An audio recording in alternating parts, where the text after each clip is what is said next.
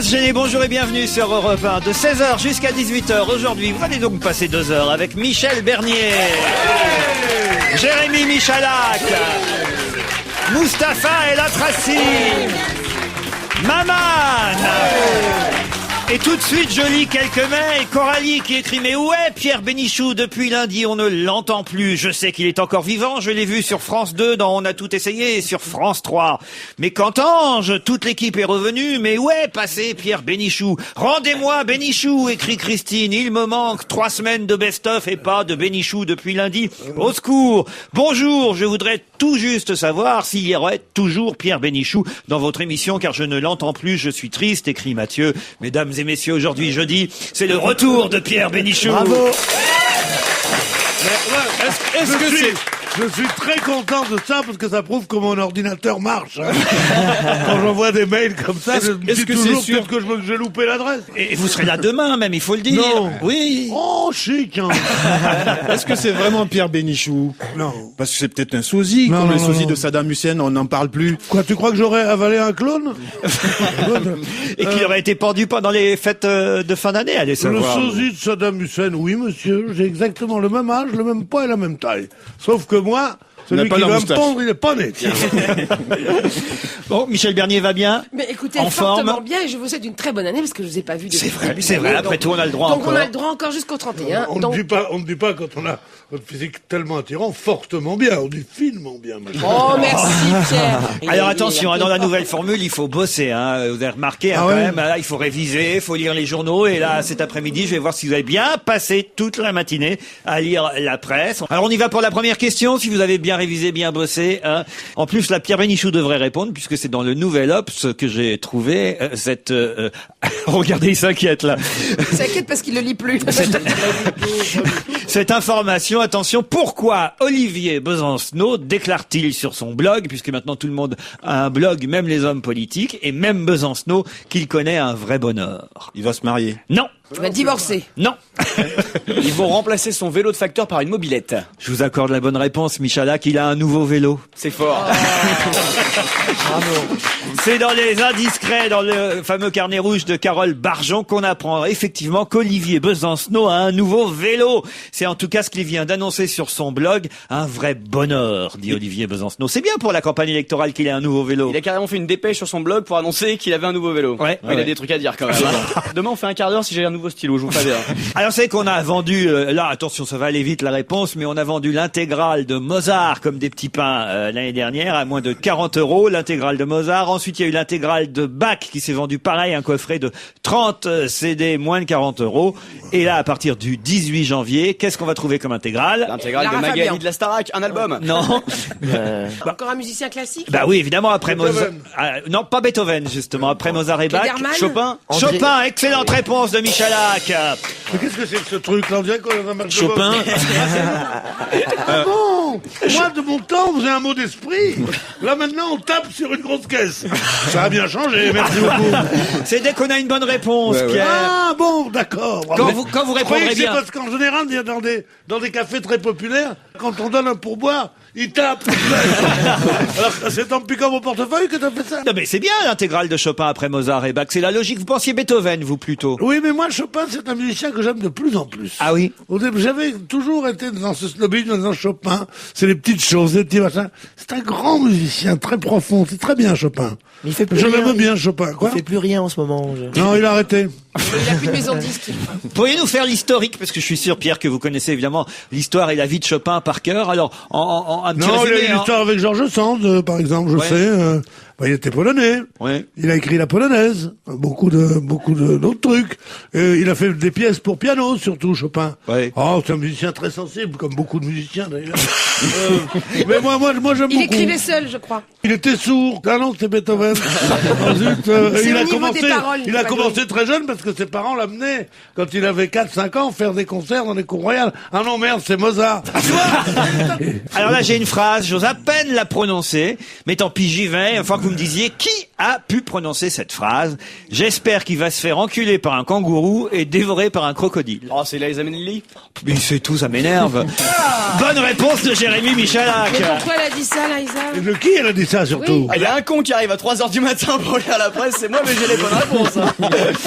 Alors, à propos de qui elle dit À ça? propos de son ex-mari, c'est la guerre avec lui et il a participé à l'émission américaine, la version américaine de Sortez-moi de là, je suis une célébrité. Help me getting here, I'm a celebrity, I think. Quelque chose comme ça. T'as vraiment bossé alors. Il est anglais en plus. Alors il t'apprend l'anglais de 2h à 3h. Et en plus, j'apprends la batterie. Et donc, elle a dit à propos de son mari qui allait dans la jungle participer à cette émission de télé-réalité. J'espère qu'il va se faire reculer par un kangourou et dévorer par un crocodile. On voit qu'ils ont des bons rapports encore. Oui, ça a l'air sympa. Après divorce, ça se passe toujours bien, généralement. Hein. Je préférerais le contraire, moi, au moins. Si tu te fais dévorer par un crocodile, t'as pas à te faire enculer par un kangourou. J'ai cru qu'il disait, Moi, je me suis, bon. T'as pas à choisir, dans la jungle. Tu connais pas la jungle. Tu connais peut-être la presse, mais tu connais pas la jungle. Vous êtes allé dans la jungle, vous déjà, Pierre? Ouais, je me suis gratté, tiens, bien sûr, je vais dans la jungle. Vous avez eu une période de grand explorateur. Oui, bon, j'étais pas un très grand explorateur, mais j'ai quand même fait Paris-Fontainebleau à pied, hein. Ah ouais. Pourquoi certains candidats politiques vont-ils peut-être, je dis bien peut-être, devoir se rendre à Villeneuve-les-Maglones pour, évidemment, participer à des débats dans le cadre de la campagne électorale? C'est pour voir Hadj Mamadou, un grand marabout. Non, pas du tout. C'est à cause du maire de là-bas, non? Non. Il hésite Débat encore. télévisé. Alors là, je vous coince. C'est où, débat Villeneuve télévisé. Ah là, je suis assez content de moi avec cette question. Il y a des studios là-bas. Ouais. Ah, C'est près de Montpellier, déjà, Maglones. en trouvant la région, là, vous devriez avancer. Oui, parce que c'est la région du fameux maire de Montpellier qui fait Georges Frêche. Georges Frêche. Non, ça n'a aucun rapport Et avec oui, Georges c'est à Frêche. cause de ça, justement. Alors, Pourquoi il y a une alors ils télévision vont là-bas, spéciale là-bas? bon, ils se disent on va croiser Frêche, ce truc comme ça. Mais c'est pas une vraie question qu'ils posent, c'est juste non. de faire chier. Alors, Il y a une chaîne de télé. non, pas du tout. Certains candidats, j'ai bien dit peut-être, vont peut-être devoir se rendre à Villeneuve-les-Maglones pour participer à un débat télévisé. Si vous trouvez avec qui? Avec José Bové. Oui, alors pourquoi? Parce qu'il habite pas loin. Non, Non, le peut-être, c'est parce qu'il sera peut-être en prison. à Villeneuve-les-Maglones. Voilà. Excellente réponse. Vous Faut des connaissez, choristes, pour Pierre, en plus que la batterie. Hein, vous franchement. connaissiez Villeneuve-les-Maglones et sa prison, évidemment, célèbre prison, puisqu'il y est déjà passé par cette case prison José Bové, et il risque d'y retourner si, évidemment, le juge d'application des peines est assez rapide pour emprisonner José Bové avant le mois de juin, et si José Bové obtient suffisamment de signatures pour être candidat, il n'y a pas renoncé, on le sait, et ça l'amuserait même plutôt, il le dit, d'être candidat à la présidentielle en prison. Et voilà. Et il dit... C'est vrai que je pourrais avoir des bracelets électroniques, mais comme à Millau il n'y a pas de prison, je ne peux pas aller y dormir tous les soirs. Ou je suis libre, ou j'assume. Mais comme je ne serai pas privé de mes droits civiques, rien ne m'empêche d'être candidat derrière les barreaux.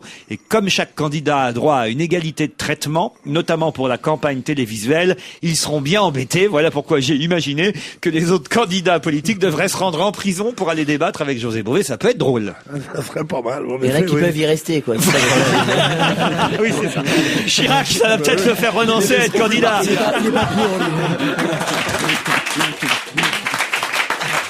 Il y en a, ça fait un moment qu'ils passent devant sans rentrer. Oui. Alors je sais que vous connaissez très bien Villeneuve-les-Maglones car vous y avez souvent passé des vacances. Pierre, vous pouvez décrire cette Oui, ville? non, je veux pas décrire vraiment la ville parce que je n'y suis passé. Je n'y ai pas passé des vacances, j'ai passé des vacances. Quand j'étais adolescent, pendant 3 ans de suite, à Palavas-les-Flots, qui est à quelques kilomètres de Montpellier, et nous allions souvent à Maglones et à Villeneuve-les-Maglones. Car là-bas vivaient des intellectuels dont vous ne connaissez pas le nom et auxquels nous allions rendre visite. Par exemple, Joël Bousquet, mais tout ça, c'est un peu au-dessus de vos pauvres têtes. On a l'air con parfois quand on écoute Pierre Bénichou. Oui, mais pas seulement quand on écoute Pierre Bénichou. Je vous voyais écoutant les autres aussi. Pierre, peut-être vous allez pouvoir répondre à cette question. chérie. Alors, puisque vous avez une grosse culture, une grande culture, une énorme culture qui va d'Hélicacou jusqu'à Villeneuve-les-Maglones. Je vous ai vu à la télévision parler d'Hélicacou. Vous le connaissiez bien, Hélicacou? Pas du tout. Je ne le connaissais pas du tout. Et j'ai découvert en lisant sa biographie. Et j'ai trouvé que c'était formidable. Mais ce qui m'a touché, c'est que ce comique absolument débridé, absolument fou, absolument très gênant comme ça, parce que il osait aborder des thèmes terribles comme ça, a été d'un courage extraordinaire, parce que quand on est une famille de 7 enfants qui vivent dans 2 pièces et qu'on vit à Marseille dans un quartier populaire comme ça, s'afficher en travesti, faire le truc comme ça, je trouve que c'est un courage formidable. Et ce type je me suis entiché de lui, quoi, pendant 2 jours pour écrire le truc, et j'ai trouvé que c'était très bien, voilà. Attention à ne pas prendre du Slentrol. C'est le Slentrol, un médicament coupe-faim délivré sur ordonnance uniquement et qui absorbe les graisses. Mais pourquoi vous ne devez pas en prendre? Parce Du que, en fait, Stentrol. ça fait grossir, en fait. Non, Non, ça fait pas grossir. Écoutez, il paraît que c'est très efficace. Ça absorbe effectivement les graisses. mais où la est-ce qu'on trouve ceinture. ça? Quel est le médecin qui donne ça? Ah, c'est aux États-Unis qu'on donne ce faut que médecin. j'aille à New York, alors. Sur ordonnance, c'est un véritable coupe-faim. C'est délivré sur ordonnance. Ça bloque l'absorption des graisses. Ça lutte contre le diabète, contre l'arthrite même et contre les affections cardiaques. Mais vous ne devez absolument pas en prendre. Ils donnent ça à Guantanamo. aux Non. gens. C'est vrai que tous les coupe-fins sont dangereux. Sauf que celui-ci, il est dangereux parce qu'il pourrait vous causer des diarrhées, des flatulences, des maux de tête, des nausées, des vomissements. Mais pourquoi vous ne devez pas le prendre? Bah parce que ça cause va des prendre diarrhées, des l'avion, vomissements, des... Mais pourquoi ça vous cause des diarrhées, des nanana et tout ça? Tout ça, oui. Ah, Bah ça... Mais là, je vous vois bien sécher sur cette Bah, affaire. je ne sais pas, mais ce que je sais en revanche, c'est qu'il y a déjà beaucoup de médicaments qui font qu'on... Ouais, mais c'est pas ça la réponse. Non, mais qu'on évacue les graisses de façon dégueulasse, comme ça. Ah, écoutez, il est super efficace, mais vous devez pas le prendre. Pourquoi? Il y a des effets secondaires. Non, c'est le premier médicament du genre sur le marché. Il y Il a eu faut un quand même que mort. je vous le dise. C'est aux États-Unis. C'est dans le Washington Post que le Courrier International a trouvé cet article. Évidemment, il vous est pas destiné ce médicament. Pourquoi? On n'est pas américain? Non, parce que vous n'êtes pas américain, ça c'est vrai. Mais Parce que ça marche que sur les animaux? c'est un médicament pour chiens. Excellente réponse de Michel Bernier. C'est le premier médicament de régime pour quadrupèdes, le Slentrol, un coupe-faim délivré sur ordonnance par les vétérinaires, évidemment, qui bloque l'absorption des graisses, le diabète, l'arthrite. Et pourquoi on nous Qu'est-ce donne qu'il y a pas, nous? Il est quand même dur, il a dit réviser tous les médicaments. J'ai fait tout le guide Vidal, tous les médicaments, je connaissais par cœur. Est-ce qu'il me sort pas une question de médicaments pour chiens? C'est pas juste. Non mais c'est honteux, pourquoi ils mettent médicaments pour chiens? Bah, écoutez, c'est dans le Courrier International. J'aurais plus facile pour vous des biscuits qu'on trouve dans le supermarché Woolworths. C'est en Angleterre. Ils portent un nom. Si vous trouvez le nom de ces biscuits, je vous donne la bonne réponse parce que c'est formidable. Hein. C'est des biscuits pour chiens ou... Non, alors là, c'est des biscuits pour humains. Qui font maigrir, mais... Non. C'est le supermarché Woolworths qui a eu cette idée de lancer ces biscuits. Je peux même vous dire qu'il y a aussi des téléphones portables qui portent ce nom-là. Des Ericsson, des Nokia... Non. toutes les On marques, entend ça, de la musique quand on les croque? Non. C'est ça. Le téléphone croquable. Là, j'aime bien quand Michalak sèche parce qu'il est venu à 3h du mat.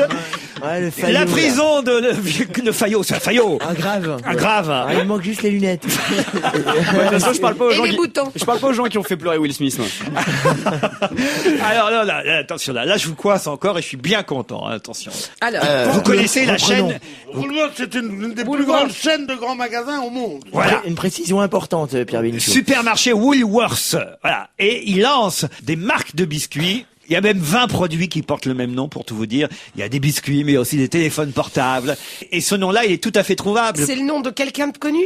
De 2 personnes connues. Alors, même. les Beckham ou... Non, ça bah, pourrait être, par exemple, David et Et Victoria. Victoria. Alors là, je vous aide parce que c'est pas David et Victoria, c'est Des William. Mustapha et la Tracy. William et sa nouvelle petite amie, Kate Middleton. Je vous donne la bonne réponse, c'est ça Jérémy Michalak. Ah les ouais, biscuits quand Will and Kate. Will et Kate. Et il y a même des téléphones portables Will et Kate, des biscuits Will et Kate.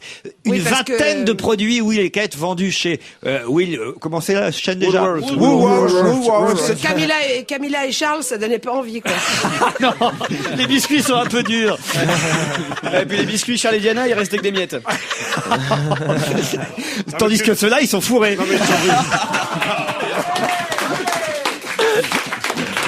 vous rendez compte la popularité du prince William et de sa nouvelle fiancée Kate au point qu'il y ait des biscuits qui portent le nom. Ça, c'est la grande vulgarité et la grande folie des anglo-saxons. Ah ouais. Tu verras en France un biscuit qui t'appellerait Cécilia et Sarko. Comme je veux dire, c'est un peu... Je trouve Ce ça ne serait pas des incroyable. petits beurres, en tout cas. Pourquoi va-t-on lire, évidemment, avec énormément d'attention, La mélancolie des fanfares? Parce que c'est le nouveau livre de Pascal Sevran. Non, parce que j'ai pas Excellente de voix. réponse de Michalak et Mustapha. Et effectivement, on va lire avec énormément d'attention La mélancolie des fanfares, puisque dans Le privilège des jonquilles, on s'est aperçu avec quelques mois de retard qu'il y avait des phrases un peu indélicates qui ont finalement porté préjudice à Pascal Sevran, et il publie son nouveau livre chez Albin Michel, La mélancolie des fanfares. Et il y a d'ailleurs dans Libération aujourd'hui, je ne sais pas si vous avez vu, tout un papier signé Philippe Besson, Christine Claire, France Gall, Christophe Girard, Roger Hanin, Frédéric Mitterrand, Renaud et son frère Thierry Séchant, un papier pour témoigner du non-racisme de Pascal Sevran, un papier très très bien écrit. D'ailleurs, ils ont tous signé ce papier. Je sais pas comment ils l'ont écrit d'ailleurs à tous qu'ils étaient, mais c'est peut-être Sevran qui l'a écrit finalement et eux ils ont signé. Mais Ils ont signé dans le noir sans savoir. À part Roger Hanin, qui est bien gentil, tous les autres signataires, vraiment. C'est scandaleux. En tout cas. pourquoi je vous dis ce qu'ils écrivent, c'est assez. D'où il décide quand quelqu'un est raciste ou pas? Il a écrit ce qu'il a écrit, il l'a écrit. Voilà, c'est dégueulasse ce qu'il a C'est tout. écrit. Il n'y a aucune excuse à ça. C'est tout. Ce qu'il Il a est écrit, un il l'a sujet écrit. sur lequel nous ne l'avons jamais trouvé ambivalent, jamais, c'est celui du racisme. Voilà ce qu'ils disent. Tout dans sa nature à Pascal Sevran et dans sa culture le rend étranger au racisme. Lui, le fils d'une immigrée espagnole, a appris d'emblée la différence qui tient à la nationalité et grandi dans le respect de l'altérité. Lui, l'homosexuel, a éprouvé très jeune la violence invisible provoquée par la dissemblance et mené le combat contre l'homophobie quand tant d'autres se taisaient. Lui, le secrétaire d'Emmanuel Berle, a fait ses humanités auprès d'un des grands penseurs du XXe siècle. Lui, le proche de François Mitterrand, a partagé les combats contre les discriminations. Lui, l'homme de scène et de télévision, a traversé les tourbillons et les rencontres avec le public où toutes les couleurs, toutes les races, toutes les religions se mélangent sans distinction. C'est ça que vous appelez bien écrit. Quel fouillis. Lui, l'écrivain, respecté acteur et spectateur de son temps, a tenté de dire l'horreur que lui inspirent les blessures infligées à ceux qui ne peuvent se défendre. Il nous paraît donc injuste de chercher à lui coller l'étiquette On cherche infamante. pas à lui coller. Il On se lit. il se les collait tout Elle seul. est toute seule. Voilà, Mais moi, je vous dis le papier, hein. Oui, d'accord, oui, mais vous ne lisez pas n'importe quoi. Non, mais c'est intéressant d'en parler quand Non, même. mais bien sûr, Il y a faut Roger bien. Hanin qui a signé ce papier, Bien sûr. Christine Claire, Frédéric Mitterrand, Renaud, Philippe Besson. Voilà, bon. Alors, ça vous choque? Ça me choque, cette défense. C'est pas parce qu'on est homosexuel qu'on a le droit d'en discriminer d'autres. on peut être pédé et raciste. Il n'y a pas de problème avec ça. On peut être juif et anti-noir, on peut être noir et anti-juif. Aucune élément personnel ne peut venir nier des saloperies qu'on a dites ou qu'on a faites. Voilà. Il est passé en procès cette semaine, Pascal Sevran. Ah oui? Oui, parce qu'il a une maison à côté de Limoges et son jardinier a porté plainte contre lui. Il refusait de le payer au noir. Bon, on lira son dernier livre. On n'est pas obligé non plus. Cela dit, c'est On vrai. espère que c'est le dernier. C'est vrai qu'il a une belle petite plume. Non mais ils trouvent tous des bonnes excuses, Bah les oui. racistes, quoi. Et ça me fait marrer, il y en a qui disent je suis pas raciste, j'ai 3 voisins noirs. Si tu comptes le nombre de voisins noirs que t'as, c'est que t'es raciste, je pense.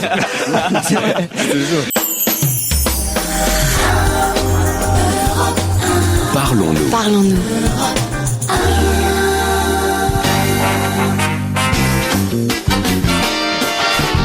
On va se gêner toujours avec Maman, Mustapha, Jérémy Michalak, Pierre Bénichou, Michel Bernier. Et au téléphone, monsieur Christian Mouana, chercheur associé au Centre de sociologie des organisations, le CSO. Bonjour monsieur Mouana, merci d'accepter de répondre à quelques questions. Bonjour. Bonjour. Alors aujourd'hui, on parle de vous dans Libération à propos des chiffres et des statistiques sur la délinquance, puisque pour Libération, avec Jean-Hugues Matelli, autre chercheur, vous avez accepté de revenir sur les bizarreries qui émaillent les statistiques, comme titre Libé. C'est d'ailleurs aussi la une du Nouvel Observateur cette semaine, ces statistiques sur la délinquance. Et c'est vrai qu'il y a des choses assez curieuses et même, je dirais, assez amusantes dans ce que vous tirez des statistiques. Est-ce que vous pouvez par exemple me parler de ce taux de réussite dans les élucidations des enquêtes qui atteint ce taux parfois plus de 100% des affaires élucidées? Comment est-ce possible? Alors déjà, pourquoi c'est possible? C'est parce que finalement on a l'impression que quand on travaille sur les chiffres de la délinquance, quand on nous fournit les chiffres sur la délinquance, on a l'impression que c'est une mesure physique comme la température ou autre. En fait, on voit que c'est quelque chose qui est en partie dépendant de la façon dont les policiers appréhendent ces statistiques et de la façon dont ils s'arrangent, dont ils qualifient ces choses. Alors le taux d'élucidation, c'est assez simple. Vous avez un certain nombre de délits pour lesquels il y a des plaintes. Et là, le problème, c'est que pour élucider les affaires qui sortent de ces plaintes, il faut faire des enquêtes, ça prend du temps, c'est long. Et quand on vous demande d'avoir un taux d'élucidation élevé, alors il y a plusieurs façons. Alors vous donnez un exemple très concret, on va essayer d'être concret, c'est très amusant ce que vous racontez. Vous dites par exemple, les policiers arrêtent quelqu'un avec un joint, un pétard. Oui. Alors là, qu'est-ce qui se passe? Il appelle Sarko parce que c'est Doc Gynéco. Alors, ils arrêtent quelqu'un avec un joint, on lui demande s'il a déjà fumé, c'est ça? Déjà, ce qu'il faut dire, par exemple, quand vous arrêtez quelqu'un avec un joint, c'est un fait constaté et donc un fait élucidé immédiatement. Donc vous êtes immédiatement à 100% de taux d'élucidation. Et ça rentre par dans les rapport statistiques. au cambriolage ou à d'autres où on est à des taux infiniment plus bas, permet de faire une moyenne correcte, si vous voulez. Ça, c'est la première vous avez chose. dit une phrase formidable, vous avez dit la façon dont la police appréhende les statistiques. Vous pensez que la police appréhende mieux les statistiques que les délinquants? Alors, continuons avec cet exemple. Donc, la personne est prise en flagrant délit d'un joint, Voilà. donc délit et en plus délit élucidé, on va dire. Voilà, on est déjà du 100% dans un temps relativement limité. Bon, ça veut pas dire qu'on n'a pas fait des patrouilles avant, mais enfin bon. On lui Et donc, demande si la personne a déjà fumé. Voilà, alors la cerise sur le gâteau, si j'ose dire, quand il y a une pression pour produire des bons chiffres ou quand vous êtes incité parce que il y a des primes ou d'autres avantages à la clé, c'est de demander à la personne si éventuellement elle n'a pas d'autres délits qu'elle veut reconnaître. Et si cette personne reconnaît les autres délits, et si ce délit en plus s'est situé dans une autre circonscription, un autre territoire que celui sur lequel le policier travaille, il va lui demander, il va faire donc un autre fait élucidé sans forcément enregistrer le premier fait comme un fait constaté. Donc on arrive à un taux d'élucidation qui sera supérieur au taux de constatation de criminalité. Quelqu'un qui aurait fumé des pétards dans tous les départements de France, par exemple. C'est la cerise sur le gâteau, mais il faut qu'il le reconnaisse. C'est pas forcément non plus très facile. Et alors, autre exemple, et là, j'y croyais à peine quand Christophe Alévêque, dans notre émission d'hier, a donné cet exemple, et là, on dit, oh non, c'est pas possible, l'exemple du chéquier, et Christophe Alévêque avait tout à fait raison, ça c'est un très bon exemple encore. On retrouve un voleur de chéquier, on va dire ça. Un vol de chèque, c'est un délit constaté. Le même chéquier retrouvé ou avec les délinquants interpellés, etc. C'est par exemple 10 chèques ou 25 chèques retrouvés. Donc vous pouvez mettre 25 affaires élucidées. Bon là c'est un exemple extrême, disons, mais on peut jouer là-dessus sur il y a plein de délits comme ça. Mais est-ce que les policiers le font vraiment? Ça, c'est ça ma question, parce que quand j'ai vu tout ça dans l'IB, je dis ok, c'est possible d'écrire et de faire ça, dire pour 25 chèques, 25 problèmes élucidés, alors qu'il n'y a qu'un chéquier. Mais est-ce que dans les faits, c'est vraiment ce que font les policiers et les commissaires, quoi? Ils le font. Alors ça, c'est l'exemple extrême. Souvent, c'est sur des choses un peu plus limitées. Mais ce qu'il faut savoir, et on peut pas rentrer dans la technique, mais c'est qu'il y a toujours le problème de qualification. Il y a des normes. L'index, les taux de criminalité selon les délits, la quantification se fait pas de la même façon parce que sur certains délits, on va compter un délit pour un fait constaté. Par exemple, si vous constatez plusieurs voitures qui brûlent, on peut dire que c'est une seule affaire. Il y a des jeux comme ça sur la façon dont on enregistre les délits. Faut pas non plus idéaliser parce que la plupart des policiers sont pas très contents de faire ça, qu'il y a quand même une pression qui s'exerce pour faire ça. C'est pas forcément quelque chose qui les enthousiasme ni qui est satisfaisant par rapport quand on aime un peu son métier, c'est jamais très agréable de faire ça. Jérémy? Et vous dites aussi dans Libération, dans cette interview que vous accordez à Libération, vous dites que si on veut obtenir une baisse extraordinaire de la délinquance enregistrée, il suffit de fermer les commissariats pendant 48 heures. Parce que forcément, si c'est fermé, il n'y aura pas de plainte déposée, donc une baisse de la délinquance. Voilà, et à l'inverse, si vous mettez des commissariats partout, que c'est facile d'accès, il y a un super accueil, il n'y a pas de temps d'attente, c'est plus facile pour vous de porter plainte. Et si ça vous êtes cambriolé, vous avez plus ou moins envie de porter plainte pour des questions d'assurance, mais si vous n'avez pas trop de temps, vous vous dites j'y vais pas. Et donc là, ça fera partie des délits qui ne seront pas enregistrés. Alors vous croyez aussi à la minoration des affaires non élucidées par les hauts policiers, enfin les policiers de haut rang, par exemple... Tous les policiers viennent pas de votre pays. Ah, mais parce que c'est drôle. Et qui ne déclareraient que 50% des affaires qui leur sont présentées. Moi, j'ai des chiffres sûrs, c'est que on nous prend vraiment pour des cons à 200%, en tout cas. Réponse à la question de Pierre Bénichou. Oui, c'est par exemple, on peut dissuader quelqu'un d'aller porter plainte. C'est quelque chose qui se pratique depuis assez longtemps pour diverses raisons, et ça se pratique plus ou moins bien selon les périodes. Au moment de la police de proximité, on peut penser que comme il y avait plus de postes de police et des gens disponibles pour prendre des plaintes, c'était une des priorités de la police de proximité. C'était plus facile, donc ça fait augmenter la délinquance, je dirais, apparente. Par contre, si vous allez au commissariat et on vous dit non mais c'est pas ici qu'il faut porter plainte, c'est à l'endroit où vous habitez, ou c'est à l'endroit où le délit a été commis, ce qui est légalement, vous pouvez porter plainte dans n'importe quel commissariat ou gendarmerie de France pour un délit qui a été commis à n'importe quel endroit en France. Il n'y a pas d'obligation légale d'aller sur le lieu où a été commis le délit. Et donc, vous pouvez, autre méthode, avoir des policiers qui vous disent mais non, on va prendre une main courante. Donc ça rentre dans une autre filière, ou bon, on va prendre une simple déclaration, etc.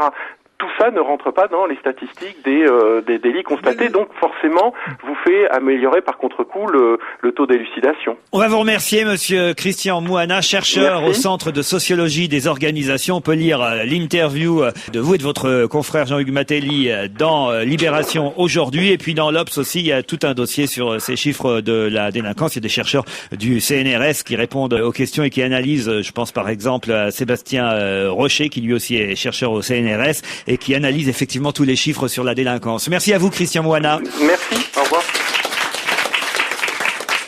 Michel Bernier s'est intéressé pour nous, et c'est vrai que c'est assez étonnant. Par exemple, dans VSD, il y a plusieurs pages là-dessus. Vous avez entendu parler de cette affaire. Michel s'est intéressé à cette Roumaine de 66, bientôt 67 ans, qui vient de mettre au monde une petite Elisa, et ça pose évidemment ce problème des dames d'un certain âge qui deviennent les plus vieilles mamans du monde. C'est une Espagnole de 67 ans qui vient de battre le record de la Roumaine de 66 ans, et on voit cette maman espagnole dans VSD cette semaine avec son bébé. Vous en pensez quoi, vous, Michel? Est-ce que c'est un rapport moi, avec je la trouve ça chanson génial. qu'on vient d'écouter, L'amour avec un con? Avec un vieux con, alors. Michel. Je sais pas, je trouve économiquement déjà c'est vachement bien parce que vu qu'elle est à la retraite, il y a pas de congé maternité, donc c'est vrai pour les contribuables c'est une bonne chose. Ah, c'est vrai, j'avais pas pensé à ça. Oui, pour voyager, carte Vermeil, carte enfant plus, bon ça va être gratos le train, c'est pratique. Économie de couche entre les siennes et celles du petit. Et Évidemment. confiancement perse, on peut trouver des mots nouveaux. Déjeuner en famille long et chiant terminé, on passe au cimetière, un coco au caveau et voilà. Pour les progrès du petit, si la dame est déjà en maison de retraite, il pourra jouer avec les déambulateurs des copines et apprendre à marcher en même temps. Non mais il faut voir les bonnes choses, hein. Bon, physiquement, plus rien à foutre hein, de son physique évidemment. Hein. Des vergetures, elle en avait déjà, la peau fripée c'était fait et les varices aussi. Donc là on tranquille. C'est vrai que les jeunes mamans font attention à ça. On fait toujours très attention quand on est jeune maman. Quand on est vieille, on s'en fout. Mais oui. Si vous voyez la tronche des vieilles mamans dans VSD, vous allez comprendre ce que je dis. Hein. Ah oui. Bon, comme on est un peu sourd la nuit, on est sûr de ne pas être réveillé par son enfant. On mange la même chose, hein, de la bouillie. Pas de cheveux sur la tête du nouveau-né, comme ça on est sûr qu'il ressemble à son père dégarni. Et comme à 15 ans, les enfants détestent leurs parents, il sera tranquille, ils sont plus là. Je parle du... Ah, j'avais pas pensé à ça, c'est affreux. Ah, non, ça c'est affreux. Bah bien sûr que c'est parce que c'est la vérité. Bon, quant aux hommes qui deviennent des vieux pères grâce à leur vieille père, eh ben, on peut se demander si c'est pas juste par générosité à pas laisser leurs jeunes épouses dans le besoin, hein, car elles vont bien sûr épouser leur mec par amour de l'argent. Non, vraiment, à force d'énumérer tout ça, ça me donne l'impression que la bêtise n'a pas d'âge et que la seule naissance qui sort de tout ça, c'est celle du business, parce que j'ai l'impression que ça coûte beaucoup d'argent de se faire des enfants comme ça, de cette manière in vitro, et puis bah, quand les parents déconnent, les enfants trinquent. Enfin bon, moi je suis contente, je suis une jeune mère, et franchement j'ai pas envie de ressembler à ça. Enfin, mais des femmes qui disent, alors je hein. prends la défense de ces mamans âgées, parce qu'il y a des femmes, pour être sérieux 2 secondes, qui disent après tout il n'y a pas de raison, les hommes peuvent avoir des enfants jusqu'à 75, on se souvient d'Yves Montand et d'autres encore aujourd'hui, alors pourquoi pas les femmes? Ouais, mais c'est pas parce que les hommes font des conneries qu'on est obligé de faire les mêmes, hein. Oui. Ça, c'est ça le vrai féminisme, il me semble. Jérémy? Oui, on vient de recevoir une dépêche AFP, il paraît que Claude Sarraute attend des jumeaux. Pierre, qu'est-ce que vous en pensez, vous? Bah, moi, je pense qu'il y a une inégalité entre les hommes et les femmes, qu'il faut qu'on essaye de réduire au maximum dans la vie sociale, et que c'est un devoir même. Je suis féministe, moi, vraiment en fond. Cela dit, mais c'est vrai.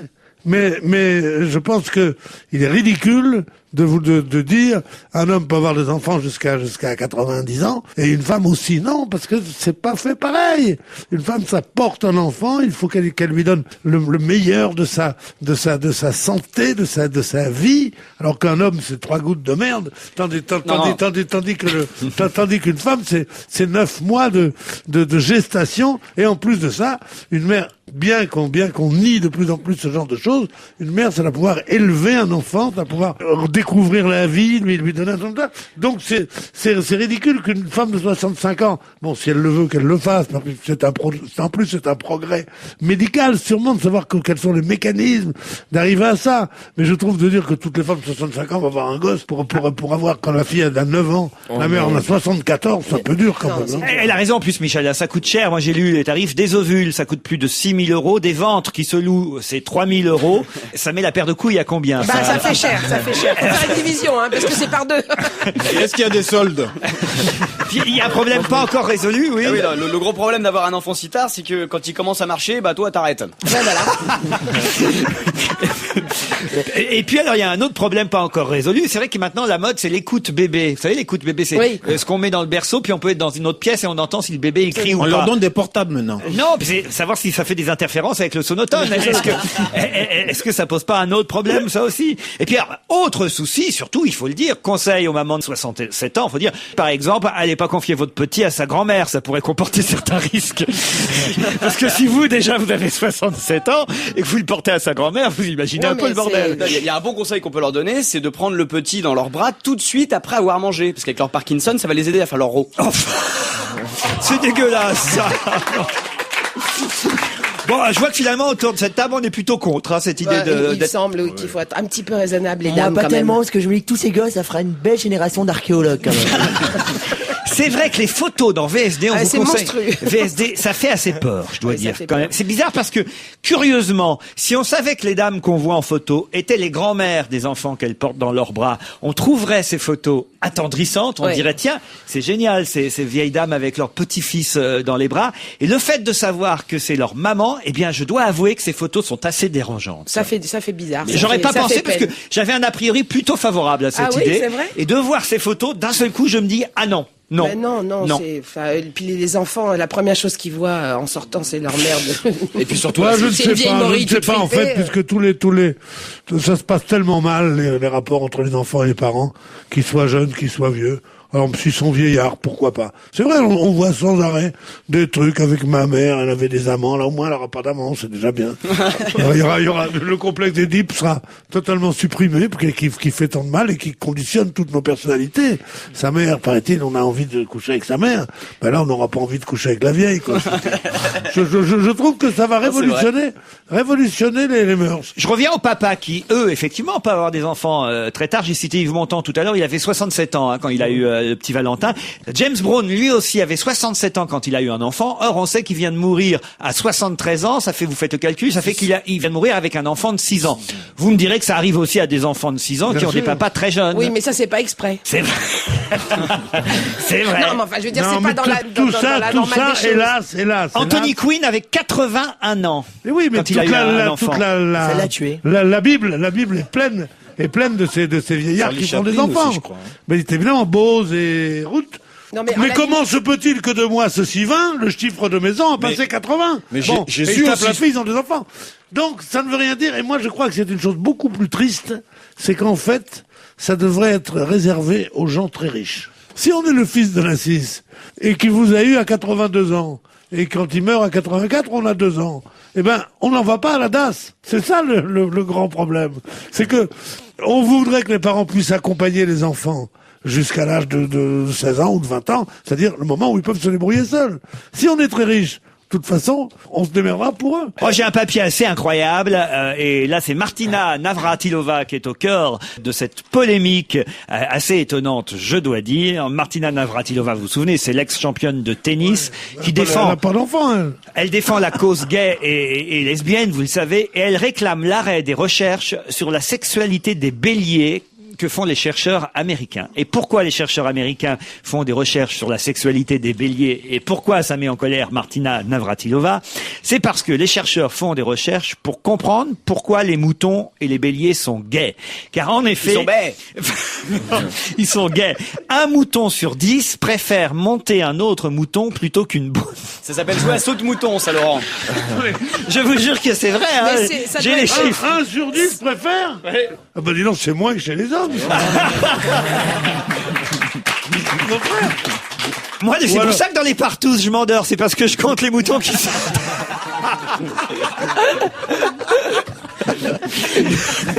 Non mais je vous donne ces chiffres-là qui sont Mais non, mais étonnants, c'est mais parce vrais. que Alors, pourquoi ces les animaux comptes doivent réguler leur naissance tout seuls, c'est pour ça. Un mouton sur 10 préfère monter un autre mouton plutôt qu'une brebis. Et là où c'est grave, c'est qu'évidemment la productivité des troupeaux s'en ressent.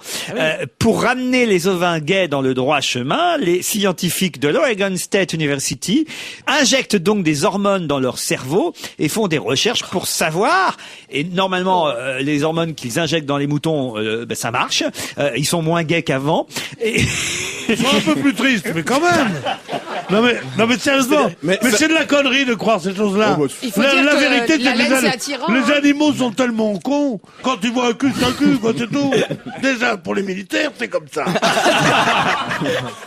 Non mais sérieusement, alors tu vois pas qu'un mouton dise oui. Mais maintenant, je comprends. J'aime pas tellement votre maquillage en ce moment, ma chère brebis. Non, tandis qu'il voit un mouton, il dit, ah tiens, ça serait pas un brebon, ça? Il dit, non mais c'est pas possible. Non mais alors, ce qui est surtout amusant, c'est que Martina Navratilova se mêle de ça, vous voyez, je veux dire. Non, mais il y a des combats importants dans la vie, quoi. En même temps, bon, je peux comprendre qu'on cherche évidemment à reproduire les moutons. S'il y a moins de moutons qu'avant pour la laine, vous avez raison. C'est- C'est une mauvaise haleine? c'est- Non. Économiquement, ça doit être un problème, c'est clair. Voilà. Il n'y a plus de moutons. Et si effectivement, grâce aux recherches, on arrive à injecter des hormones dans les moutons pour qu'ils se reproduisent et qu'ils aillent voir les femelles plutôt que les mâles. Non, Pierre, me regardez pas comme ça. Mais surtout, non, vous mais non. approchez pas de moi avec votre Mais seringue. Pas du tout. Je vous regarde comme ça en disant, tu te rends compte, un mauvais esprit pourrait dire que si dans certains cafés de Paris on donnait ces piqûres-là, la natalité monterait drôlement. Vous pensez que dans les pays musulmans, à l'Aïd, on égorge le mouton gay ou pas? Je me demandais. Non, mais Il non, est pas c'est- musulman celui-là, on le découpe. C'est assez étonnant, évidemment, comme info. Voilà, c'est aujourd'hui dans le courrier international. Et après tout, Le fait que Martina Navratilova s'occupe de ça, c'est qu'elle a peut-être peur qu'on essaye de supprimer la communauté gay. Et si les béliers, ils sont pédés, qu'est-ce qu'elles font, les brebis? Elles se tripotent, elles se touchent, elles font quoi?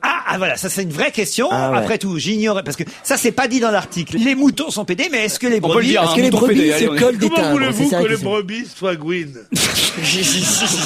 Comment voulez-vous qu'une brebis soit Gwyn? Bah, elle couche avec les militaires en plus, les brebis Mais en non, général. mais sérieusement, c'est pas Avec le possible. C'est pas possible. Les moutons, ils préfèrent pas les hommes. Ils se trompent parce qu'ils sont cons.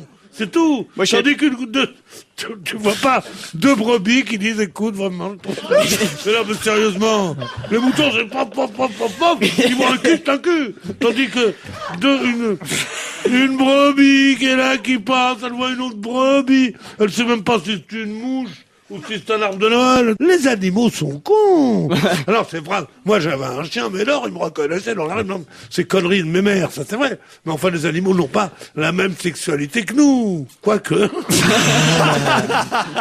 C'est qu'hier on a tenté évidemment d'appeler une boulangerie-pâtisserie dans l'est de la France, puisque à la une de l'est républicain, nous avions un couple qui a eu la bonne idée d'appeler leur boulangerie-pâtisserie. L'inauguration avait eu lieu cette semaine parce qu'ils ont appelé leur boulangerie-pâtisserie Nicolas et Ségolène, ou plutôt chez Ségolène et Nicolas. Alors hier, la boulangerie était peut-être fermée, j'en sais rien, mais je crois qu'aujourd'hui on a au téléphone Monsieur Nicolas. Oui.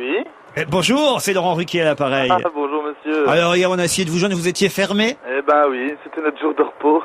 J'étais sûr, parce qu'évidemment on vend moins de croissants, moins de confiseries le mercredi, jour de fermeture des écoles. Ah bah c'est sûr, surtout pour mon enfant qu'on a arrêté le mercredi. J'ai envie évidemment de vous poser une question, puisque vous avez inauguré votre magasin cette semaine. C'est une boulangerie-pâtisserie, c'est bien ça? Oui, boulangerie pâtisserie traiteur, oui. Traiteur en plus. Oui. Et vous l'avez appelé chez Ségolène et Nicolas. Alors vous appelez Nicolas, très bien, mais évidemment, est-ce que votre femme s'appelle Ségolène? Ségolène, elle s'appelle, et moi Nicolas, ouais. Vous l'avez au aucune imagination.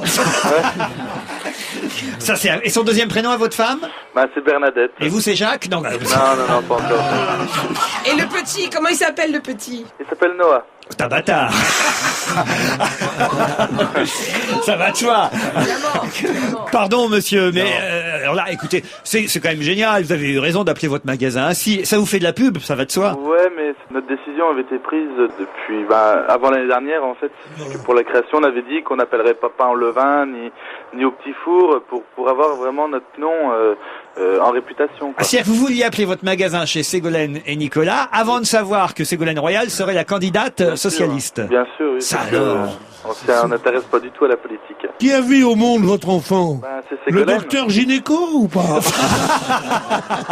On va pas vous déranger plus longtemps parce que je sais que vous avez beaucoup de travail, mais comme hier on n'avait pas réussi à vous joindre, en tout cas l'info intéressante c'est de savoir que vous aviez eu cette idée d'appeler, puisque ce sont vos vrais prénoms, d'appeler votre magasin chez Ségolène et Nicolas avant de savoir que Ségolène Royal serait la candidate socialiste. On vous remercie Nicolas, monsieur. Dernière question, c'est où exactement Méréville? Alors c'est entre Richard-Ménil et Pont-Saint-Vincent. Ah bah oui, pas loin de Nancy. Pas loin de Nancy, oui. Pour être plus précis, c'est un peu ça que j'attendais comme réponse, parce que si vous me donnez des villages encore moins connus que Méréville, évidemment, ça ne nous situe pas facilement, vous voyez ce que je veux dire? Oui, non, mais c'est à côté de Saint-Laurent-Gâtine, hein, Allez, on vous embête pas plus longtemps. Allez. Et nous on se retrouve après le flash de 17h.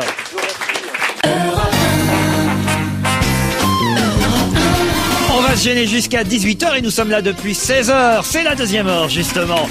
Avec Pierre Bénichou, Michel Bernier, Jérémy Michalak, Mustapha, Maman.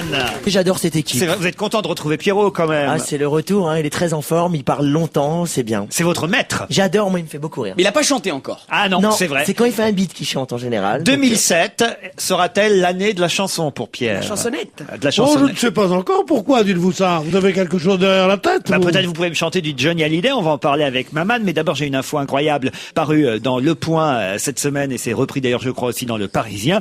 L'air suisse ne lui va finalement pas bien du tout à Johnny, puisqu'il est opéré. Alors en plus on nous raconte dans Le Point qu'il a préféré pas revenir en France évidemment pour se faire opérer, parce que et tout le monde l'aurait pointé du doigt en disant ah bah voilà, maintenant que tu payes tes impôts en Suisse, tu viens quand même en France, parce que c'est peut-être chez nous, encore qu'il y a de très bonnes cliniques et de très bons chirurgiens et de très bons hôpitaux en Suisse, mais il a eu des problèmes. De sources bien informées, à peine exilé en Suisse, nous dit Le Point, le chanteur aurait été hospitalisé dans une clinique de Lausanne pour y subir l'ablation de ganglions sous les aisselles.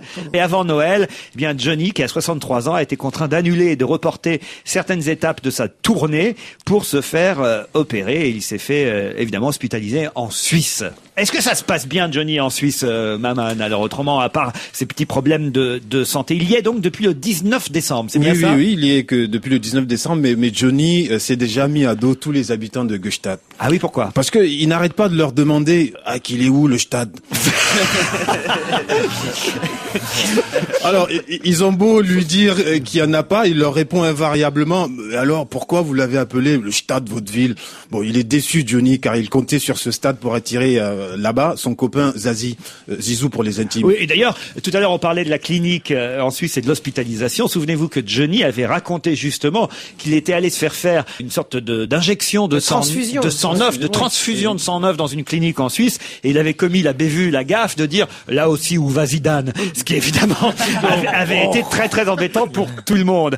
Alors, il Oui, paraît parce qu'il... que les chanteurs, ils ont le droit de se doper. On voit pas Michel Sardou portant plainte contre Johnny Hallyday en disant « Ouais, mais lui, il prend plus de trucs que moi. »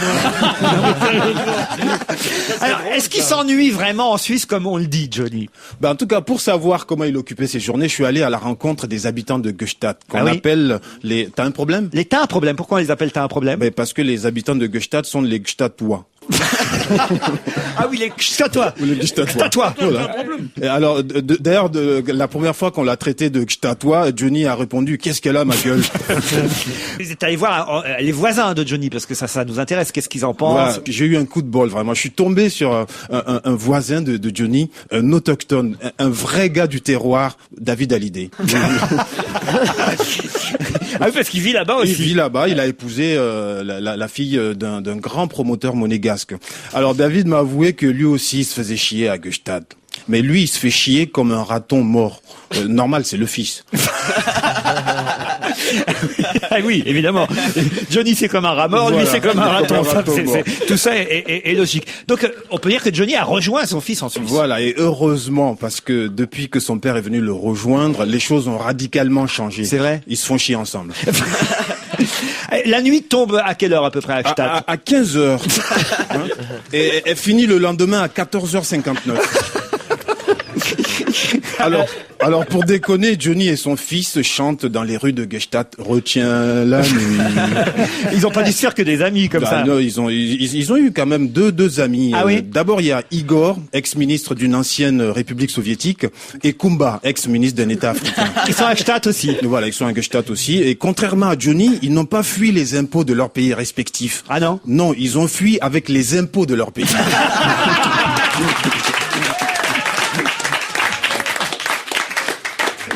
Il n'y a pas que Johnny, hein. Il paraît que Mimi Mati va partir en Suisse aussi, parce que pour les impôts, il paye que demi-part.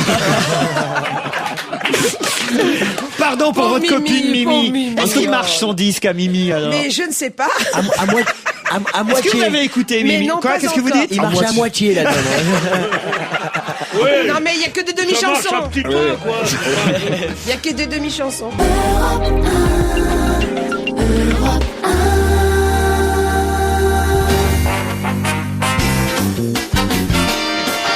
Bernier, Michalak, Maman, Mustapha, Benichou.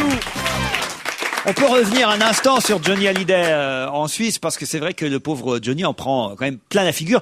Moi, j'ai été le premier à me moquer de lui, et je me dis que finalement c'est assez injuste, parce que quand même pas le premier après tout à aller vivre en Suisse. Il y en a eu des tas d'autres. Ce matin, on a croisé Alain Delon, non, il était aussi en C'est Suisse. pas vrai, il non. est en France. Mais oui, pour une fois. Mais il faut appeler Nicolas Sarkozy tout de suite.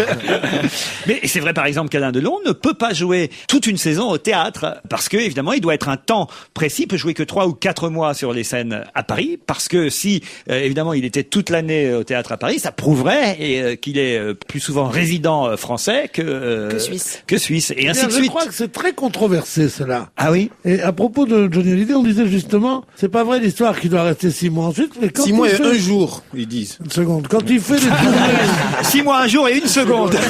quand il fait des tournées à l'extérieur de la Suisse, c'est un résident suisse qui va faire son travail ailleurs. Donc, tant qu'on travaille, il a une société en Suisse, on est envoyé par cette société pour travailler en tant que résident suisse. Samedi dernier, en tout cas, j'ai fait chanter à Didier Gustin dans l'émission On n'est pas couché le nouveau tube de Johnny. On a tous en nous quelque chose de l'Helvétie. Allez, on change de sujet avec au téléphone Madame la maire, ou le maire, je sais pas comment elle préfère, de Noisy-le-Sec, Madame Nicole Rivoire, qui est maire UDF depuis 4 ans de Noisy-le-Sec. Bonjour Madame. Bonjour monsieur. Vous préférez que je dise Madame le maire ou Madame la maire? Madame le maire. Alors, Madame le maire de Noisy-le-Sec, on parle de vous dans les journaux aujourd'hui, puisque Oui. vous avez annoncé hier votre intention de financer un accès gratuit de tous à la cantine dans les écoles élémentaires de la ville de Noisy-le-Sec. Alors, ce sera effectif, j'imagine, à la rentrée prochaine, c'est bien ça? Oui, mais je vais rectifier d'abord ce que vous venez de dire. C'est pas l'accès gratuit de tous.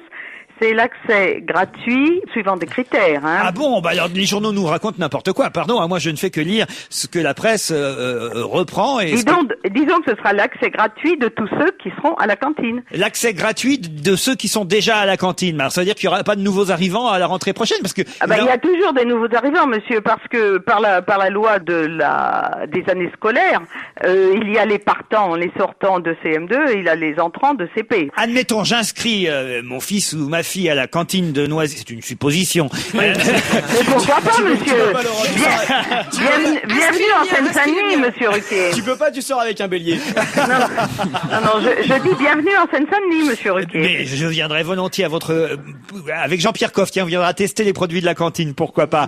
Ouais. Et très sérieusement, je cherche à comprendre à qui donc sera accordée cette gratuité. C'est-à-dire que si moi j'inscris mon enfant à Noisy-le-Sec à la rentrée prochaine et que j'ai envie de le laisser à la cantine, il va payer ou pas payer? De toute façon, aucun enfant ne paiera. Ce que je veux vous dire, c'est que ce ne sera pas l'accès de tous les enfants, ce sera l'accès des enfants suivant des critères établis qui étaient les mêmes qu'avant, c'est-à-dire il y a des critères Il y a donc aucun changement à Noisy-le-Sec, quoi. Non, sauf que les gens ne paieront pas, les familles ne paieront pas, c'est quand même un gros changement. Il n'y a pas de critères de... Je crois que c'est ce que vous voulez vous demander. Oui, il y a des, bien sûr, mais il y a déjà des critères. Lesquels alors? Les critères, c'est que les deux parents travaillent, ou dans le cas d'une monoparentalité, que la personne responsable des enfants travaille.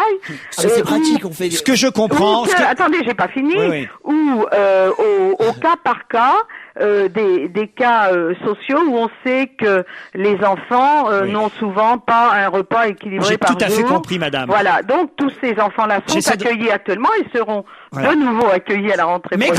Mais gratuitement. J'essaie de résumer parce que j'ai tout à fait compris ce que vous voulez dire. En fait, c'est que l'accès à la cantine, qu'il soit payant ou gratuit dans les écoles, de toute façon, n'est pas un accès à tous les élèves. Pour avoir le droit à la cantine, même si elle est payante, c'est le cas dans maintenant 98% des écoles, eh bien, il y a de toute façon déjà des critères pour pouvoir avoir le droit à la cantine. C'est bien ça. Sûr. Pour des questions de locaux, hein, c'est évident. Mais ce que je veux dire en revanche, c'est que deux parents riches qui travaillent peuvent mettre leur enfant à la cantine de Noisy-le-Sec et ils auront la cantine gratuite quand même. Oui. Cela dit, je trouve que c'est une idée absolument formidable. Je ne sais pas combien cette mesure coûterait, mais si j'étais ministre des Finances ou de l'Éducation nationale, j'essaierais de chiffrer cela et je trouve que c'est une idée formidable. Il faut savoir que certaines villes avaient précédé Noisy-le-Sec, je pense au Bourget et aussi à Drancy, c'est bien ça? Maman? Quand j'étais petit, j'avais pas le droit de manger à la cantine. C'est pas vrai? Oui, je me contentais du pain moisi et sec. Aucun rapport avec la ville de madame. Non. Parce que madame Rivoire est carrée. Oh là là. Vous ne l'aviez pas parlé, celle-là? Non, elle me vient, je me dis pasta tous les jours pour les élèves de Noisy-le-Sec. Je ne vous rendrai pas en vous disant que vous n'êtes pas le premier. Oh bah non, ça j'imagine, madame. L'eus-tu cru? Ce n'est pas que monsieur Ruquier veuille faire de la publicité à deux marques de pâtes alimentaires. C'est que monsieur Ruquier est un maniaque qui n'a jamais pris un repas sans pâtes depuis 1912. Exactement. Il bouffe des pâtes comme un fou. D'ailleurs, il n'y a qu'à voir les sucres lents. C'est pour ça qu'il n'est pas très éveillé. Merci en tout cas, madame Rivoire, Je vous en prie, mais enfin, cette mesure, on l'a prise parce que vraiment, on pense que c'est vraiment une mesure sociale qui ne mettra pas en difficulté certaines familles qui ont des scrupules, comme vous le disiez. Et puis pour nous, c'était très important de vous avoir au téléphone parce que, évidemment, ce temps de parole qu'on vous a accordé sera décompté du temps de parole accordé à François Bayrou pour l'UDF. Il va en être ravi, monsieur, parce que c'est du temps, je pense qu'il doit penser extrêmement favorable, valorisant. Évidemment. Non, valorisant, pas favorable, mais valorisant. Et valorisant, je suis d'accord avec vous, parce que c'est une bonne mesure. Bravo. Parlons-nous.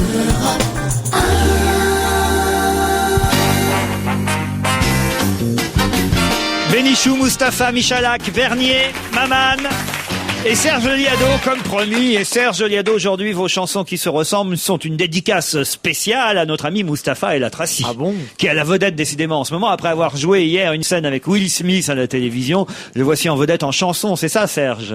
Alors bon, c'est une chanteuse, une interprète virtuelle dont nous avons parlé hier et avant-hier dans le quiz. Il s'agit de Bébé Lily. Cette petite fille qui est une sorte de dessin animé et qui marche très fort en ce moment dans le public des couches-culottes. Et Lily interprète une chanson qui s'appelle La jungle des animaux, c'est donc sorti récemment. Vous allez remarquer... Moi je la connaissais pas, cette Lily. Bébé Lily en fait. Hein, Bébé c'est son... Lily, voilà. Bébé Lily. Première fois que j'entends ça, sauf dans votre quiz effectivement d'hier et d'avant-hier. Quel est le lien avec moi là, je comprends pas. Jean-Luc Lemoyne l'avait identifié tout de suite. Donc, mais c'est un vrai carton ça, Bébé Lily. Oui, ça marche très très fort. C'est un petit peu dans la lignée de Ilona Maîtressé, Pinocchio, Piglou, toutes ces stars virtuelles. Michel a l'air de connaître Michel Bernier. Bah oui, moi j'ai un petit garçon de 10 ans, donc évidemment j'entends ça régulièrement. Ça lui fait quoi d'être plus grand que Mimimati? Ah mon fils, il arrive. Alors cette chanson de Bébé Lily, la jungle des animaux que les enfants donc doivent connaître, ressemble à un vieux succès qui s'appelle Mustapha. Alors ça, tout le monde a connu ça à l'époque. Je pense que ça rappellera des souvenirs. Tu m'as allumé avec une allumette? Voilà, c'est ça. Et c'est Dario Moreno qu'on va attendre. La Voilà, c'est chanson. l'interprétation de Dario Moreno qui date de 1960. Alors 1960, Mustapha interprété par Dario Moreno, et donc 46 ans plus tard, La jungle des animaux avec cette fameuse bébé. Voilà, et j'ai même une petite version disco de Mustapha pour montrer la ressemblance.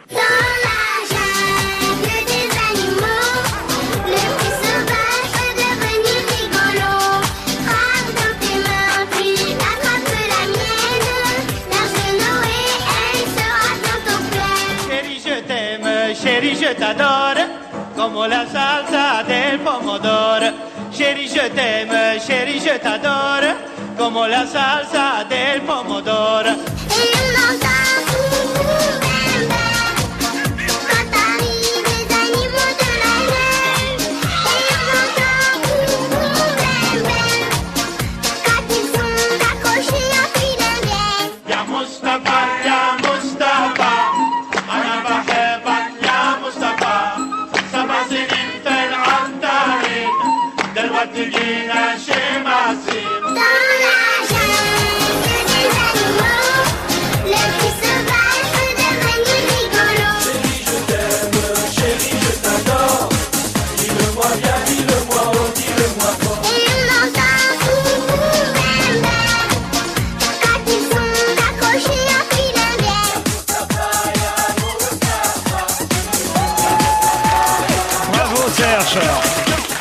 Bravo, parce que là, alors là, c'est évident la ressemblance, mais peut-être quand même qu'ils ont déclaré les droits, non? Rien à voir, les auteurs sont totalement différents. Ceux de Mustapha, c'était Bob Azam et l'ineffable Eddie Barclay, qui a, à mon avis, signé plus qu'écrit. Là, Jérémy? Attendez, c'est scandaleux, ça veut dire que bébé Lily a pompé Mustapha sans même le prévenir.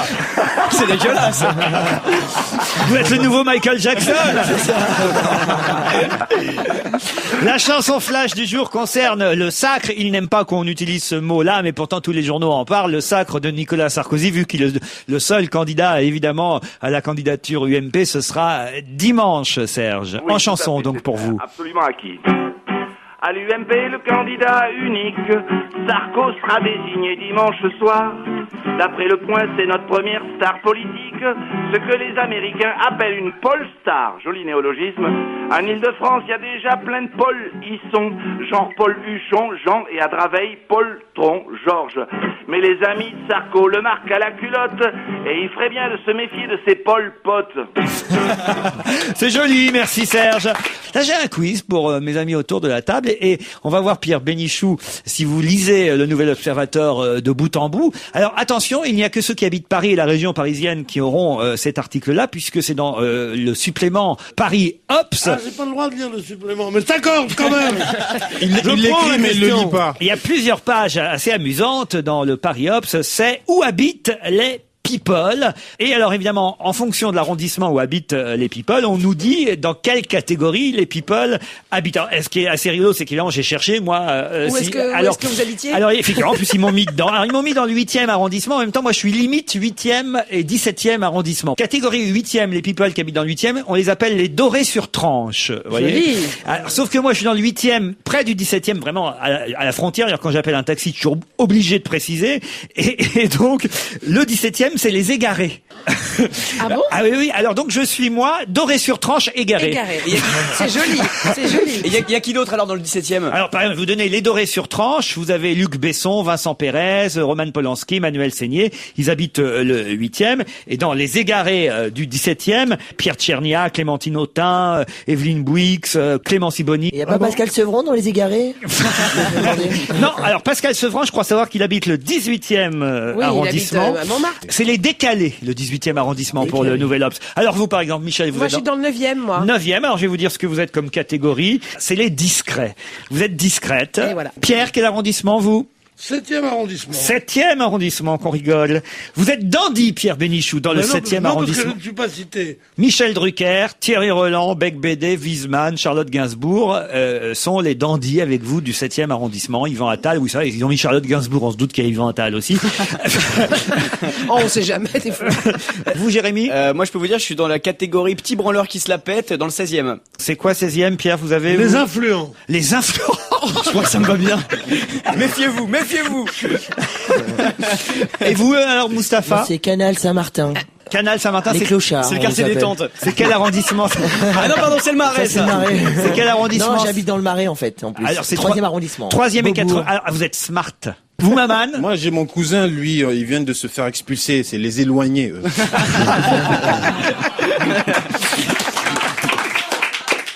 À Neuilly, c'est les has-been. C'est-à-dire Franck Dubosc. Ah, c'est drôle, ça. Christian Clavier, Mireille Mathieu, Sophie Marceau. Enfin, c'est has-been, quoi, d'habiter. D'après l'Obs. C'est assez rigolo, ce qu'ils ont fait dans votre journal, là, Pierre. Moi, je trouve que c'est amusant. C'est une idée que j'ai eue, comme ça. Non, pas du tout. Est-ce qu'il y en a dans le 19e, dans le 20e, tout ça, des people? Dans le 13e arrondissement, ça je savais pas, c'est les intellos. C'est pas les intellos? c'est pas les Chinois dans le... Non, justement, j'aurais dit les Asiatiques. Maintenant, c'est les intellos. Balibar, Étienne, Bambou, Axel Kahn, Eric Orsena, Nicolas du groupe Indochine. Jackie Chan. Angoun. Les Rangers sont dans le 12e arrondissement, d'après l'Obs. Alors, les Rangers, c'est Annie Cordy, Zanini, Yvette Horner, Bruno Mazur. Il est bien rangé, même. Ah, j'ai bien fait de déménager, dis donc. Les C'est les auteurs. dérangés. Les auteurs habitent le Il est 10e. rangé dans un placard. Les auteurs sont dans le 10e arrondissement et les classiques dans le 14e. Et le 11e, tiens, notre ami Gérard Miller, qu'est-ce qu'ils disent du 11e arrondissement? C'est les relous, je crois. Gérard Miller, j'ai trouvé, dans le 11e arrondissement, les postes branchés. Ah oui. Voyez Ah, donc c'est vrai, c'est un vrai ça. sondage. Ah, alors. c'est un vrai sondage. C'est une belle enquête. Vous trouverez ça dans l'Obs Paris cette semaine pour savoir qui vous êtes et ce que vous êtes. On se retrouve après la pub.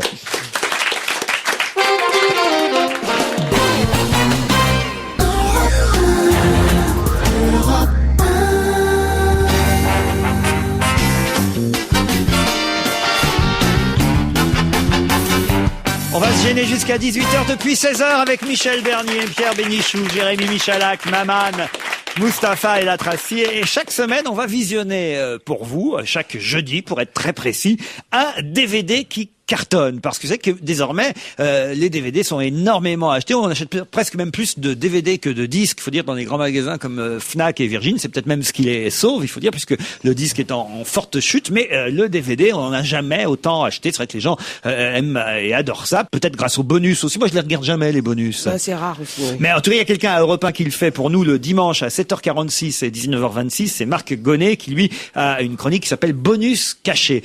Mais nous, ce qui nous intéresse, c'est le film en soi et surtout le classement des meilleures ventes de DVD. Et en tête des ventes en ce moment, c'est un dessin animé, un film d'animation, comme on dit aujourd'hui, qui s'appelle Cars. Ce sont les studios Pixar qui ont fait ce film, sorti il y a quelques mois maintenant et qui donc vient de sortir en DVD. Ça fait déjà quelques semaines que c'est en tête des ventes. Cars. Vous l'avez vu, Pierre? Vous l'avez Non, regardé? mais moi, je sais pourquoi les DVD se vendent tellement. Oui. C'est parce que les parents vivent dans la hantise que les gosses regardent trop la télévision. Mais comme rien ne peut les empêcher de regarder la télévision, parce qu'on peut pas être sur eux toute la journée, on leur fout les DVD sans arrêt. C'est pas faux. Anodin. Non mais c'est vrai, moi je vois ça avec mes petits-enfants. Et on leur fout les DVD. Comme ça, on est tranquille. Avec des conneries, de machin, de Walt Disney, bon, qui sont d'ailleurs très bons, très jolis. Bon. Et ils regardent ça, ils s'abrutissent complètement. Moi je vois mes deux petits-enfants, 32 et 29 ans, ils ont. et ils sont encore à regarder Bambi, machin, tout ça.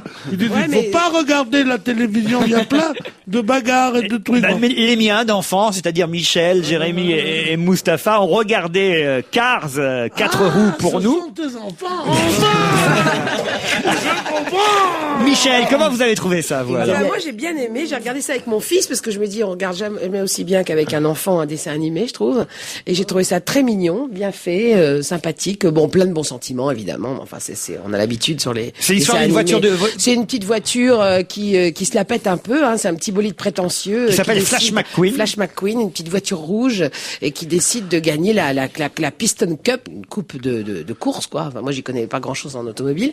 Et donc, il décide de gagner cette coupe et c'est un espèce de petit bolide prétentieux qui Mais est-ce que c'est rêve drôle pour de gloire. Est-ce que c'est voilà. drôle pour les grands aussi, alors?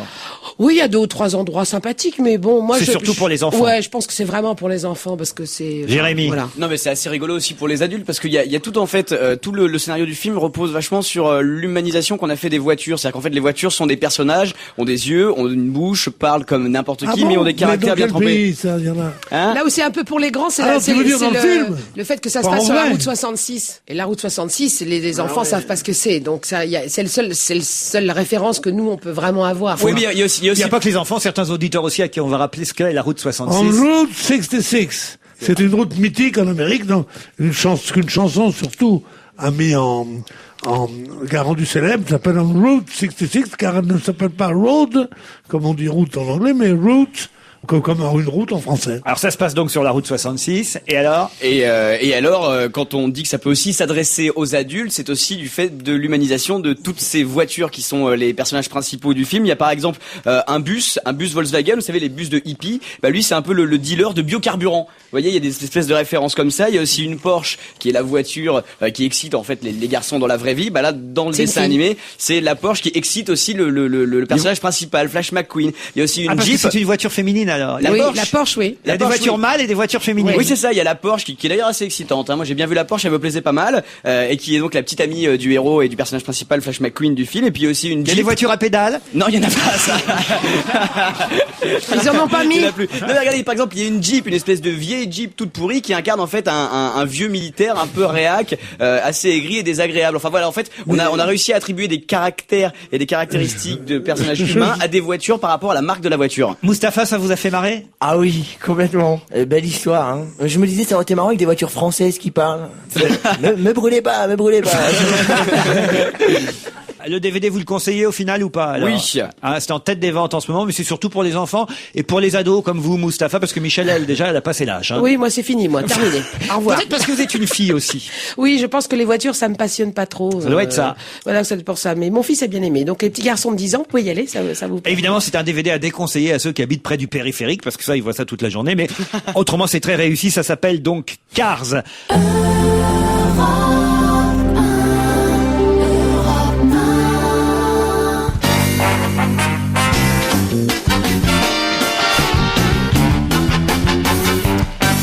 On va se gêner avec Paul Vermus au téléphone. Bonjour Paul. Salut Laurent. Et oui, parce que je savais que Pierre Bénichou serait très triste s'il n'avait pas son polo au moins au téléphone aujourd'hui.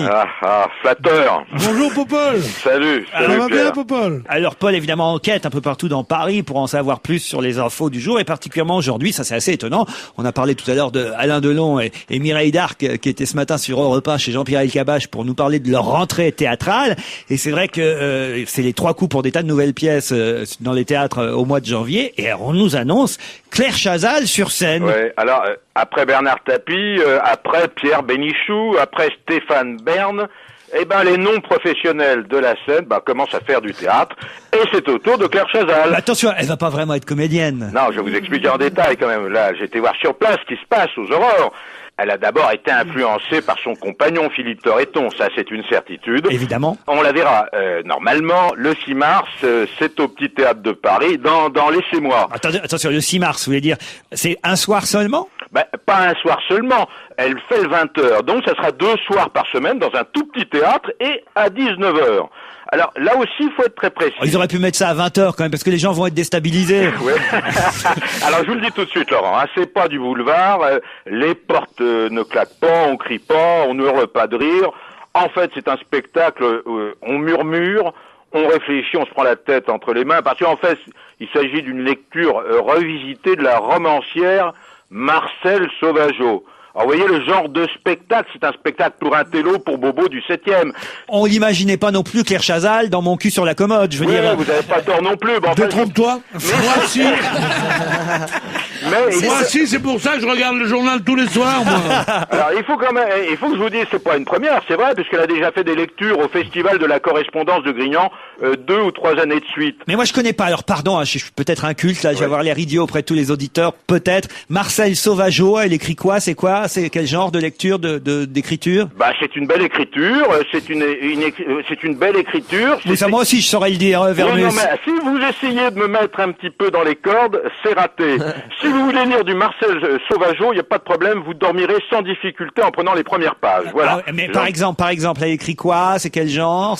Écoutez, c'est une réponse à laquelle j'aimerais répondre un peu plus tard, parce que je crois que j'ai des choses plus urgentes à vous dire, mais si vraiment vous voulez qu'on parle de Marcel Sauvageau, vous et moi, je crains que les auditeurs qui sont nombreux... C'est une femme, hein, précisons-le, c'est Marcel évidemment. Bien sûr, oui, non, mais non, c'est pas Victor Hugo, hein, soyez tranquille. Est-ce que Claire Chazal aura droit à son prompteur?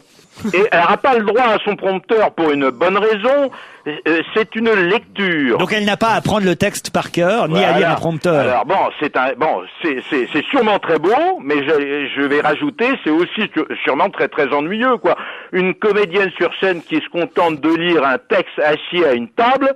Bon, c'est pas un exploit. D'ailleurs, moi-même, j'ai peut-être l'intention de le faire pour compléter mes journées. D'ailleurs, c'est ce que vous faites. Vous faites pas du journalisme. Vous faites de la lecture. Ça fait longtemps que j'enquête et je vous demanderai du respect. C'est vraiment du journalisme de terrain. C'est du très sérieux, hein. Parlez-moi de Nicolas Sarkozy qui va donc installer son quartier général. On quitte le théâtre pour la politique et le QG de Sarkozy sera au 18 rue d'Anguin dans le 10e arrondissement. Voilà, alors c'est pas loin du cinéma Le Rex, vous voyez, les grands boulevards. C'est un quartier plutôt populaire. Alors, faut savoir ce qu'il y avait avant dans ce lieu. C'est ça qui est amusant. Il y a toute une histoire dans ce lieu. Il y a une histoire. C'est historique. Ce lieu abritait jadis, il y a très longtemps, une pension de famille. Oui. Puis après, un club de boxe française. Il y en a d'ailleurs plusieurs dans cette rue. Je sais de quoi je parle. Et puis après, un peu plus tard, ça a été, une maison close. Une maison close? Ouais. Nicolas Sarkozy a mis son QG dans un ancien bordel? Mais non, ça, il y a quand même quelques dizaines d'années de cela. Et alors ensuite, je vous raconte la suite. Ensuite, ça a été le cabinet d'architecture de Ricardo Bofill, hein. Et ensuite, c'était la fameuse fondation 3 Suisses que dirigeait Mariala Berthéas. Mais il faut savoir que la fondation 3 Suisses a été baptisé le laboratoire du possible. Oui, ça a été rebaptisé ensuite 4 Suisses, parce qu'il y a Johnny qui s'est rajouté. Mais vous êtes extrêmement rigolo, vous. Alors, ça c'est bien, Paul. Voilà.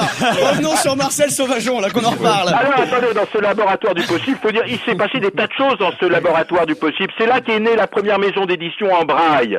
Quel rapport avec Nicolas Sarkozy, tout ça? Tout ça s'est passé au 18 rue d'Anguin. Pierre. Je vous dis que c'est un lieu. Qu'est-ce qui s'est passé là où que Nicolas Sarkozy, il va faire sa permanence.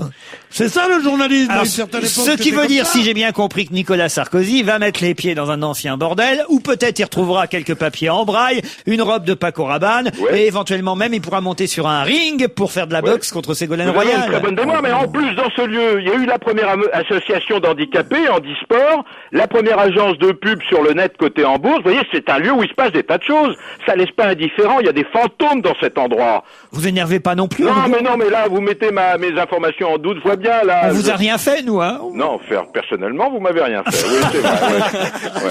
Allez, une dernière petite info, mon cher Paul, peut-être sur Michel Mouillot, votre ami en semi-liberté. Eh oui, Figneux, je déjeunais samedi, comme d'habitude, dans un endroit parisien que j'adore fréquenter, qui est la Closerie, qui est là aussi un endroit historique. Je rencontre Michel Mouillot, ça y est, Michel Mouillot est en semi-liberté. Quittez la prison pour aller à la Closerie. Alors bon, il y avait un déjeuner une fois encore en son honneur avec Michou. Alors, avec qui ça? Monsieur Michou, oui. Monsieur avec Michou. Oui, Michou déjeune tous les samedis à la Closerie. Le problème, c'est que un déjeuner à la Closerie, ça se termine en général très tard. On termine de déjeuner, la nuit est déjà tombée. Et comme il n'est qu'en semi-liberté, Michel Mouillot, l'ancien maire de Cannes, ce qui veut dire qu'à peine... L'ancien maire de Cannes, pas de Cache. Oui. Ça, c'est un lapsus révélateur. Je vous ai dit une première fois de ne pas m'énerver, et j'aimerais pas me répéter, Laurent Ruquier. Allez-y, Paul. Voilà. Et donc, à 6h30, il est parti avec sa petite sacoche, direction la prison, parce qu'il doit dormir à la prison, et il n'est libéré qu'aux aurores, le matin à 8h, il part travailler. Alors, vous me demandez pas ce qu'il fait, je vais vous dire, il va monter une agence de com. Mais puisque je vous ai pas demandé pourquoi vous me devez arrêter. Parce que il est bon que vous sachiez tout ce qui se passe à Paris, et je suis là pour ça. Merci, c'était de la vraie info, Paul Vernus. Merci à vous.